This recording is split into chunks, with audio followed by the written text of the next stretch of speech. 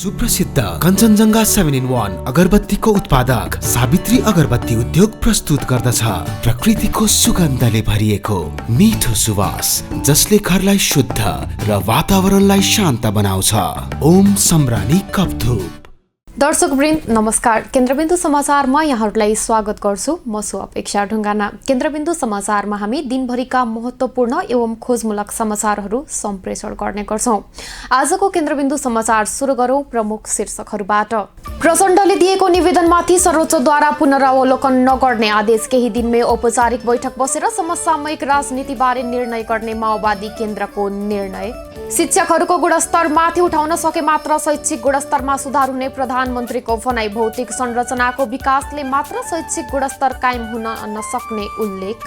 माओवादी केन्द्र र जसपाका कारण नयाँ सरकार निर्माण हुन नसकेको कांग्रेसको आरोप। गणितीय रूपमा एक ढिक्का भए मात्र नयाँ सरकार बन्न सक्ने भनाइ। काठमाडौँ तराई फास्ट ट्र्याकको दोस्रो सम्झौता रद्द गर्न लेखा समितिको निर्देशन। पुनः प्री क्वालिफिकेसन प्रक्रिया सुरु गरिने र कोरोना महामारीले भोकमरी शून्यमा झार्ने अन्तर्राष्ट्रिय समुदायको लक्ष्य प्राप्तिमा ढिलाइ। नेपालको अवस्था भने सुधारोन्मुख रहेको तथ्याङ्क सार्वजनिक। जस्तै परिस्थितिमा पनि होन्डा छ सधैँ तपाईसँगै। त्यसैले अब होन्डा हुनेछ तपाईसँग मात्र ₹1 डाउन पेमेन्ट वा ₹1 EMI वा 1% इन्ट्रेस्ट रेटमा। थप जानकारीका लागि यी नम्बरमा कल गर्नुहोस् वा माथि दिएको लिङ्क क्लिक गर्नुहोस्। होन्डा छ सधैँ तपाईसँगै। International School of Tourism and Hotel Management. Corona महामारी तथा अन्य चुनौतीका कारण सन् 2030 सम्म भोकमरी शून्यमा झार्ने भनी दिगो विकास लक्ष्य अनुरूप अन्तर्राष्ट्रिय समुदायले लिएको लक्ष्य प्राप्तिमा ढिलाइ हुने भएको छ। 113 देशहरूको तथ्याङ्कहरू मूल्याङ्कन गरी विश्वव्यापी भोकमरी सूचाङ्क GSI ले संयुक्त राष्ट्र संघका विभिन्न एजेन्सीद्वारा उपलब्ध गराइएका तथ्याङ्कहरूमा आधारित रहेर तयार गरिएको सन् 2020 को प्रतिवेदनले यो तथ्याङ्क औल्याएको हो। हेरौं पुरा समाचार। कोरोना महामारी तथा अन्य चुनौतीका कारण सन् 2030 सम्म भोकमरी शून्यमा झार्ने भनी दिगो विकास लक्ष्य अनुरूप अन्तर्राष्ट्रिय समुदायले लिएको लक्ष्य प्राप्तिमा ढिलाइ हुने भएको छ।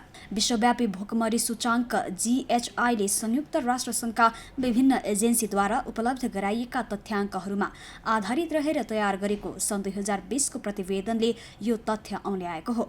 यो प्रतिवेदन 132 देशका तथ्याङ्कहरू मूल्याङ्कन गरी तयार गरिएको हो। बुधबार ललितपुरमा आयोजित एक कार्यक्रममा प्रतिवेदन सार्वजनिकीकरण गरिएको हो। कार्यक्रममा नेपालको स्थितिबारे पनि समीक्षा गरिएको थियो। राष्ट्रसङ्घले सन् 2015मा नेपाल लगायत अन्य सदस्य राष्ट्रहरूद्वारा दिगो विकासका लक्ष्यहरू अवलम्बन हुने घोषणा गरेको थियो, जसमध्ये भोकमरी शून्यमा झार्ने एउटा लक्ष्य थियो। यो वर्षको प्रतिवेदनले मानव समुदाय भोकमरी शून्यमा झार्ने लक्ष्यबाट झन धेरै टाढिएको देखाउँछ। दीर्घकालीन भोकमरीको समस्याले संसारभरका 69 करोड मानिसलाई प्रभाव पारिरहेको छ भने 13 करोड 50 लाख मानिसले अहिले उपयुक्त पोषण नपाइरहेको अवस्थामा छन्। अहिले विश्वव्यापी भोकमरी सूचाङ्क 18.2 छ। सन् 2000 को तुलनामा यसमा सुधार भए पनि अझै धेरै सुधार हुन आवश्यक छ। 50 भन्दा बढी देशमा अहिले पनि भोकमरी दर उच्च छ। 14 करोड 4 लाख बालबालिका अझै पनि कुपोषणका कारण आफ्नो उमेरभन्दा कम उचाएका छन्। 4 करोड 7 लाख बच्चाहरू कुपोषणको शिकार भएका छन् र सन् 2018 मा 53 लाख बच्चाहरूको 5 वर्ष नपुग्दै मृत्यु भएको थियो। यसको मुख्य कारण कुपोषण नै देखिएको थियो। विश्वव्यापी भोकमरी सूचाङ्कमा नेपाल 107 देशमध्ये 73औं स्थानमा परेको छ। सन् 2000 मा नेपालको GHI सूचाङ्क 37.4 थियो, जुन जोखिमपूर्ण मानिन्छ। तर यो क्रमशः घट्दै सन् 2020 मा 19.5 छ। नेपाल भोकमरी अवस्थामा जोखिमपूर्णबाट गम्भीर हुँदै अहिले मध्यम अवस्थामा आएको छ। संसदको सार्वजनिक लेखा समितिले काठमाडौँ तराई फास्ट ट्र्याकको सुरुङ र पुल निर्माण सम्बन्धी 2 प्याकेज मध्ये दोस्रो प्याकेजको प्री क्वालिफिकेसन प्रक्रिया रद्द गर्न नेपाली सेनालाई निर्देशन दिएको छ। बिहिबार सिंहदरबारमा बसेको बैठकले फास्ट ट्र्याकको 2वटा प्याकेजको टेन्डर आह्वानका लागि प्री क्वालिफिकेसनको नतिजा निकालिएका मध्ये दोस्रो प्याकेजमा प्रतिस्पर्धा हुने नदेखिएकोले रद्द गरी पुनः प्री क्वालिफिकेसन प्रक्रिया सुरु गर्न निर्देशन दिएको हो। हेरौं पुरा समाचार। संसदको सार्वजनिक लेखा समितिले काठमाडौँ तराई फास्ट ट्र्याकको सुरुङ र पुल निर्माण सम्बन्धी 2 प्याकेज मध्ये दोस्रो प्याकेजको प्री क्वालिफिकेसन प्रक्रिया रद्द गर्न नेपाली सेनालाई निर्देशन दिएको छ। बिहिबार सिंहदरबारमा बसेको बैठकले फास्ट ट्र्याकको 2वटा प्याकेजको टेन्डर आह्वानको लागि प्री क्वालिफिकेसनको नतिजा निकालेको मध्ये दोस्रो प्याकेजमा प्रतिस्पर्धा हुने नदेखेकोले रद्द गरी पुनः प्री क्वालिफिकेसन प्रक्रिया सुरु गर्न निर्देशन दिएको हो। समितिको बैठकले गरेका निर्णयहरू सुनाउँदै समितिका सचिव डाक्टर रोजनाथ पाण्डेले बैठकले सार्वजनिक खरिद अनुगमन कार्यालयले पनि यथाशक्य छिटो निर्देशिकाहरू तयार गर्ने र मापदण्ड कार्यविधि तयार गरेर अन्तर्राष्ट्रिय स्तरको इन्जिनियरिङ प्रोक्युरमेन्ट एवं कन्स्ट्रक्सनसँग सम्बन्धित डकुमेन्टहरू जारी गरेर अवरोध हटाउन समेत निर्देशन दिएको जानकारी दिए। यो जुन प्रतिस्पर्धामा प्री क्वालिफिकेसन पछि जुन टेन्डर आह्वान गरेको थियो त्यसमा प्री क्वालिफिकेसनबाट छनौट भएका पहिलो प्याकेजमा 2वटा र दोस्रो प्याकेजमा एउटा मात्रै कम्पनी छनौट भएको अवस्थामा चाहिँ प्रतिस्पर्धा हुन नसक्ने स्थिति पैदा भएको दोस्रो प्याकेज जुन छ एउटा मात्रै छनौट गरेको त्यसलाई चाहिँ रद्द गरेर पुनः प्रक्रिया सुरु गर्नलाई प्री क्वालिफिकेसनलाई प्रक्रिया सुरु गर्नको लागि चाहिँ निर्देशन दिने कुरा भयो र यो इपिसी सम्बन्धी जुन डकुमेन्टहरू बनाउनु पर्ने र सार्वजनिक खरिद संस्थाहरूलाई चाहिँ एभाइलेबल बनाउनु पर्ने जुन पिपिएमओ भनेको हाम्रो सार्वजनिक खरिद अनुगमन कार्यालय छ उसले चाहिँ त्यो डकुमेन्टहरू तयार नगरिदिँदाखेरि यी समस्याहरू आएको भन्ने रियलाइज भएको हुनाले समितिले चाहिँ सार्वजनिक खरिद अनुगमन कार्यालय पनि निर्देशन दिएको छ। ती डकुमेन्टहरू यथाशक्य छिटो निर्देशिकाहरू तयार गर्ने मापदण्ड कार्यविधि तयार गरेर इपिसी सम्बन्धी टेन्डर जुन हुन्छ अन्तर्राष्ट्रिय स्तरको इन्जिनियरिङ प्रोक्युरमेन्ट एन्ड कन्स्ट्रक्सनसँग सम्बन्धित डकुमेन्टहरू जुन आवश्यक पर्ने ती कुराहरू चाहिँ जारी गरेर यस्तो अवरोधहरू चाहिँ हटाउने र विवादहरूलाई चाहिँ अन्त्य गर्ने कुरामा चाहिँ हामीले यो समितिले चाहिँ सार्वजनिक खरिद अनुगमन कार्यालयलाई निर्देशन दिएको छ। नेपाली सेनाले दोस्रो प्याकेज अन्तर्गत मकवानपुरको धोत्रे स्थित सिम्पानीदेखि चालिसे खोल्सीसम्म 1.37 किलोमिटर र लेनडाँडा स्थित घट्टेपाखादेखि बाँदरे खोल्सीसम्म 1.4 किलोमिटर गरी 2वटा सुरुङ मार्ग र पुल निर्माणका लागि चीनको पोली च्याङ्दे इन्जिनियरिङ कर्पोरेसनलाई मात्र प्री क्वालिफिकेसनमा छनौट गरेको थियो। नेपाली कांग्रेसका प्रवक्ता विश्वप्रकाश शर्माले नेकपा माओवादी केन्द्र र जसपाका कारण नयाँ सरकार निर्माणको प्रक्रिया सुरु हुन नसकेको बताएका छन्। बिहिबार समसामयिक र राजनीतिक घटनाक्रमको सम्बन्धमा सञ्चारकर्मीहरूसँग कुराकानी गर्दै प्रवक्ता शर्माले नेकपा माओवादी केन्द्रले सरकारलाई दिएको समर्थन औपचारिक रूपमा फिर्ता नगरेको अवस्था र जसपा वर्तमान सरकारलाई विस्थापन गर्ने विषयमा ठोस निर्णयका साथ नआएको कारण नयाँ सरकार गठनको प्रक्रिया आरम्भ हुन नसकेको बताएका हुन्। हेरौं पूरा समाचार। नेपाली कांग्रेसका प्रवक्ता विश्वप्रकाश शर्माले नेकपा माओवादी केन्द्र र जसपाका कारण नयाँ सरकार निर्माणको प्रक्रिया सुरु हुन नसकेको बताएका छन्। बिहिबार समसामयिक राजनीतिक घटनाक्रमको सम्बन्धमा सञ्चारकर्मीहरूसँग कुराकानी गर्दै प्रवक्ता शर्माले नेकपा माओवादी केन्द्रले सरकारलाई दिएको समर्थन औपचारिक रूपमा फिर्ता नगरेको अवस्था र जसपा वर्तमान सरकारलाई विस्थापन गर्ने विषयमा ठोस निर्णयका साथ नआएका कारण नयाँ सरकार गठनको प्रक्रिया आरम्भ हुन नसकेको बताएका हुन्। माओवादी केन्द्रले सरकारलाई दिएको समर्थन फिर्ता गरेर जसपा गणितीय रूपमा एक ढिक्का भएर उभिएमा मात्रै नेपाली कांग्रेसको नेतृत्व वा अरू कसैको नेतृत्वमा सरकार बन्ने अवस्था आउने उनको दाबी छ। नेकपा माओवादीले समर्थन फिर्ता पनि नलिएको एक। दोस्रो कुरो जनता समाजवादी पार्टीले हामी चाहिँ गणितीय रूपमा एक ढिक्काका साथ उभिन्छौँ भन्ने खालको मनोवैज्ञानिक रूपमा सङ्केत पनि प्रष्ट नगरेको अवस्थामा नेपाली कांग्रेस पार्टीले सत्ता समीकरणको लागि हामी प्रधानमन्त्री हामीलाई बनाउनु पर्यो भनेर पनि भन्ने क्रममा गएका छैन र अरूले प्रधानमन्त्री बन्नुहोस् भन्दै गर्दाखेरि प्रधानमन्त्रीको पदलाई एकदम मुस्कुराएर ग्रहण गरिहालेको अवस्थामा पनि नेपाली कांग्रेस पार्टी छैन। प्रवक्ता शर्माले माओवादी केन्द्रले समर्थन फिर्ता नलिएको र जसपाले गणितीय रूपमा एक ढिक्का भएर उभिने सङ्केत प्रष्ट नगरेको अवस्थामा नेपाली कांग्रेस प्रधानमन्त्री पदको लागि तयार नरहेको पनि स्पष्ट पारेका छन्। सर्वोच्च अदालतले प्रतिनिधि सभा पुनर्स्थापनाको आदेश दिएसँगै माओवादी केन्द्र र जसपाले सत्ता समीकरणका विषयमा पटक पटक कांग्रेससँग छलफल गरेका थिए। प्रवक्ता शर्माले वर्तमान सरकारलाई कांग्रेसले समर्थन गर्न नसक्ने पनि स्पष्ट पारेका छन्। प्रधानमन्त्री केपी शर्मा ओलीले गुणस्तरीय शिक्षाका लागि शिक्षकहरूको गुणस्तरलाई माथि उकास्नुपर्ने बताएका छन्। बिहिबार प्रधानमन्त्री निवास बालुवाटारमा राष्ट्रपति शैक्षिक सुधार कार्यक्रम अन्तर्गत छनौटमा परेका विद्यालयहरूको विवरण प्रस्तुत गर्ने कार्यक्रममा प्रधानमन्त्री ओलीले गुणस्तरीय शिक्षाका लागि शिक्षकहरूको गुणस्तरमा ध्यान पुर्याउनुपर्ने बताएका हुन्। हेरौं पूरा समाचार। प्रधानमन्त्री केपी शर्मा ओलीले गुणस्तरीय शिक्षाका लागि शिक्षकहरूको गुणस्तरलाई माथि उठाउनुपर्ने बताएका छन्। बिहिबार प्रधानमन्त्री निवास बालुवाटारमा राष्ट्रपति शैक्षिक सुधार कार्यक्रम अन्तर्गत छनौटमा परेका विद्यालयहरूको विवरण प्रस्तुत गर्ने कार्यक्रममा बोल्दै प्रधानमन्त्री ओलीले गुणस्तरीय शिक्षाका लागि शिक्षकहरूको गुणस्तरमा ध्यान दिनुपर्ने बताएका हुन्। विद्यार्थीको ध्यानाकर्षण हुने, विद्यार्थीले बुझ्ने खालको शिक्षाविधि र शिक्षकको सम्प्रेषण कला हुनुपर्नेमा उनले जोड दिए। भौतिक संरचनाको विकासले मात्र शैक्षिक सुधार कार्यक्रम नहुने भन्दै प्रधानमन्त्री ओलीले शिक्षाको गुणस्तर र शिक्षण विधिमा ध्यान दिनुपर्ने उनको धारणा छ।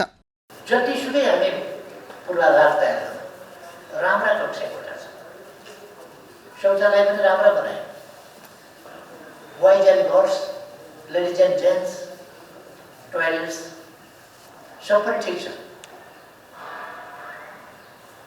अरू सबै कुरा पनि ठिक छ, चेन्जिङ रुम पनि ठिक बनायो हामीले। तर गर्नुपर्ने काम चाहिँ छुट्यो भने त्यसले शिक्षाको गुणस्तर हामी उठाउन सक्दैन। त्यसकारण मुख्य कुरा शैक्षिक वातावरण विद्यालयहरूमा अनिवार्य रूपमा उपयुक्त खालको शैक्षिक वातावरण हुनुपर्दछ। उपयुक्त खालको पढाउन सक्ने गरीको शिक्षक क्वालिटी हुनुपर्छ। शिक्षकको क्वालिटी समय समयमा टेस्ट गरिनुपर्दछ। राष्ट्रपति शैक्षिक सुधार कार्यक्रम अन्तर्गत देशभरका 4250वटा विद्यालयलाई कक्षा कोठा, शौचालय, शैक्षिक सामग्री, सूचना प्रविधि, ल्याब तथा पुस्तकालय, नवीन प्रविधि, विशेष विद्यालय र भौतिक पूर्वाधार तथा शैक्षिक विकास शीर्षकमा बजेट विनियोजन गरिएको पनि प्रधानमन्त्री ओलीले जानकारी दिए। विद्यालयको छनौट प्रक्रिया उपयुक्त विधिका साथ भएको र आगामी वर्षमा पनि विद्यालयहरूमा यस प्रकारका नीति कार्यक्रम र बजेट मार्फत पार्दै जाने प्रधानमन्त्री ओलीले बताए। आजबाट हामीले के निर्णय गर्यौँ भने 4250 विद्यालयहरूमा थप त्यसको सुधारका लागि, त्यसको स्तरोन्नतिका लागि कार्यक्रमहरू सञ्चालन गर्दैछौँ। त्यसका लागि थप 5 अरब 6 करोडको बजेट त्यसका लागि छुट्याएका छौँ। देशभरिका विभिन्न विद्यालयहरू त्यसको छनौट प्रक्रिया उपयुक्त विधिका साथ गर्ने प्रयास गर्दछ। कुनै छुट नहोला, कुनै कमी नहोला त्यस्तो ग्यारेन्टी गर्न सकिँदैन। प्रधानमन्त्री ओलीले सरकारले विद्यालय सञ्चालनका लागि आवश्यक भौतिक पूर्वाधार लगायतका शैक्षिक सामग्री र उपकरणहरू विद्यालयहरूमा पुर्याउन लागेको पनि जानकारी दिए। स्वास्थ्य सम्बन्धी प्रबन्ध सहितको विद्यालय हुनुपर्नेमा पनि प्रधानमन्त्री ओलीको जोड छ। यसैबीच शिक्षा मन्त्री कृष्णगोपाल श्रेष्ठले समृद्ध नेपाल सुखी नेपालीको राष्ट्रिय आकांक्षा पूरा गर्न राष्ट्रपति शैक्षिक सुधार कार्यक्रमले योगदान गर्ने विश्वास व्यक्त गरेका थिए। सो कार्यक्रमका लागि शिक्षा मन्त्रालयले कुल 6981 विद्यालयले आवेदन दिएकामा 4250 विद्यालय छनौट गरेको छ। अब आजको टप 1 न्यूजको पालो। सर्वोच्च अदालतले नेकपाको नाम सम्बन्धी विवादमा गरेको फैसला पुनरावलोकन नगर्ने भएको छ। माओवादी केन्द्रका अध्यक्ष पुष्पकमल दाहाल प्रचण्डले मंगलबार नेपाल कम्युनिस्ट पार्टी नेकपाको एकता बदर गर्ने फैसला विरुद्ध सर्वोच्चमा पुनरावलोकन निवेदन दिएका थिए। सोही निवेदनमाथि प्रधान न्यायाधीश चोलेन्द्र शमशेर राणा नेतृत्वको पूर्ण इजलासले आज पुनरावलोकन नगर्ने आदेश दिएको हो। हेरौं पूरा समाचार। सर्वोच्च अदालतले नेकपाको नाम सम्बन्धी विवादमा गरेको फैसला पुनरावलोकन नगर्ने भएको छ। प्रधान न्यायाधीश चोलेन्द्र शमशेर राणा नेतृत्वको पूर्ण इजलासले आज सो फैसला पुनरावलोकन नगर्ने आदेश दिएको हो। माओवादी केन्द्रका अध्यक्ष पुष्पकमल दाहाल प्रचण्डले मंगलबार नेपाल कम्युनिस्ट पार्टी नेकपाको एकता बदर गर्ने फैसला विरुद्ध सर्वोच्चमा सो निवेदन दर्ता गराएका थिए। गत फागुन 23 गते सर्वोच्चका न्यायाधीश द्वय बम कुमार श्रेष्ठ र कुमार रेग्मीको इजलासले एमाले र माओवादी केन्द्रको एकता बदर गर्ने फैसला गरेको थियो। यस्तै नेपाल कम्युनिस्ट पार्टी माओवादी केन्द्रका नेता नारायण काजी श्रेष्ठले केही दिनभित्रै स्थायी कमिटीको औपचारिक बैठक बसेर समसामयिक राजनीतिबारे निर्णय लिने बताएका छन्।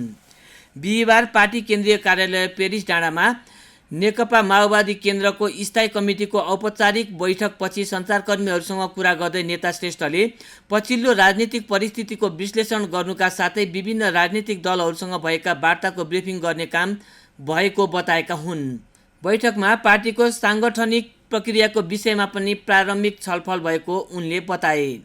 आज हामीले हाम्रो पार्टीको साङ्गठनिक प्रक्रिया कसरी अगाडि बढाउने र देशव्यापी रूपमा अभियान कसरी लैजाने, राष्ट्रिय रूपमा प्रशिक्षण भेला वा सम्मेलन चाहिँ के गर्ने भन्ने बारेमा पनि प्रारम्भिक छलफल फेरि गरेका छौँ।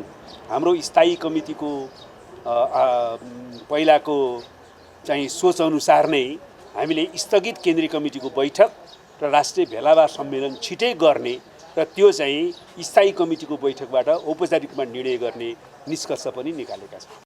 नेता श्रेष्ठले प्राविधिक रूपमा पत्र लेखेर समर्थन फिर्ता गर्न बाँकी रहे पनि वर्तमान सरकारलाई आफ्नो पार्टीको समर्थन नरहेको बताए। आफूहरूले समर्थन फिर्ता नलिएका कारण नेपाली काङ्ग्रेस र जसपाले सरकारबारे निर्णय गर्न नसकेको कुरा सत्य नभएको पनि उनले स्पष्ट पारे। हाम्रो पार्टीको स्ट्यान्ड बाई पोलिसी छ, यो सरकारलाई हाम्रो समर्थन छैन। हामीले टेक्निकल्ली मात्रै अब अहिले सन्दर्भमा चाहिँ चिठी लेखिसकेका छैनौँ। हामीले यो पार्टीको एकतापछि यो सरकार 76-1 को सरकार भएको थियो। 76-1 को सरकारलाई सर्वोच्च अदालतको फागुन 23 गतेको आदेशले नेकपालाई दुईटा पार्टीमा विभाजन गरिदिइसकेपछि हामीसँग समर्थन मागेका पनि छैन, हामीले औपचारिकमा समर्थन गरेका पनि छैन। त्यसकारणले हाम्रो समर्थन यसलाई छैन भनेर औपचारिक रूपमा लेखेर दिने मात्रै कुरा हो, त्यसले कुनै अरू प्रक्रियालाई अगाडि बढाउन रोक्दैन। माओवादी केन्द्रले वर्तमान संसदलाई पूरा अवधि क्रियाशील गराउन चाहेका कारण सरकारलाई औपचारिक रूपमा समर्थन फिर्ता गर्नु अगाडि पार्टीले सम्पूर्ण राजनीतिक पार्टीहरूसँग छलफल गरेर राजनीतिक परिस्थितिको ठिक आकलन गर्ने काम गरिरहेको नेता श्रेष्ठको भनाइ छ। हवस् त दर्शकवृन्द, आजको लागि केन्द्रबिन्दु समाचार यति नै। भोलि पुनः यसै समयमा हामी उपस्थित हुने नै छौँ। तबसम्मको लागि बिदा दिनुहोस्। केन्द्रबिन्दु समाचार हेर्दै गर्नुहोला। नमस्कार। कलङ्कीमा अवस्थित नेपालकै पहिलो ठुलो र अत्याधुनिक होलसेल बजार एनबिटिसी सञ्चालनमा कम्प्लेक्समा सम्पूर्ण फेन्सी तथा कस्मेटिक सामानहरू होलसेल मूल्यमा उपलब्ध छन्।